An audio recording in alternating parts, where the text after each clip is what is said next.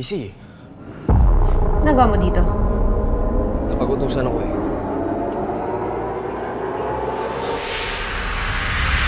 Palakas na ng palakas ang lukso ng dugo. Jewel! Hello!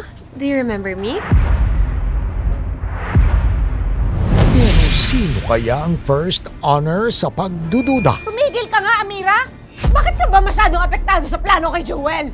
Dahil ayokong umasa ka na naman sa wala! Dahil pinoprotektahan kita dahil ayokong masaktan ka! Mas masasaktan ako kapag hindi ko ginawa ang lahat para mapatunay na anak ko siya!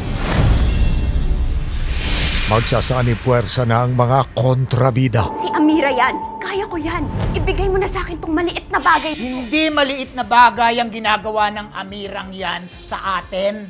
Diba sabi mo, gusto mo nang mabilis magtrabaho at sigurado ang mga resulta. Para ibaon ang pinakamalaking lihim ng nakaraan.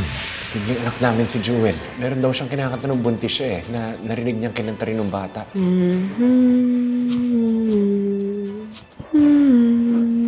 Hindi mo ba nakikita, Alex? Palabas lang to ni Amira. Gusto kanyang agawin sa akin.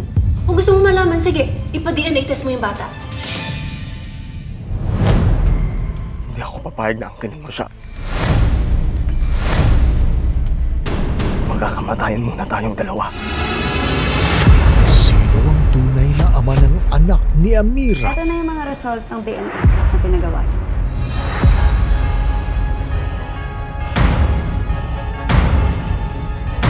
Ang resulta ng pinakamainit na DNA test.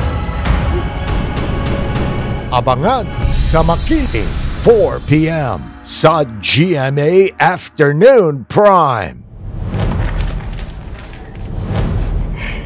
Ano ko siya?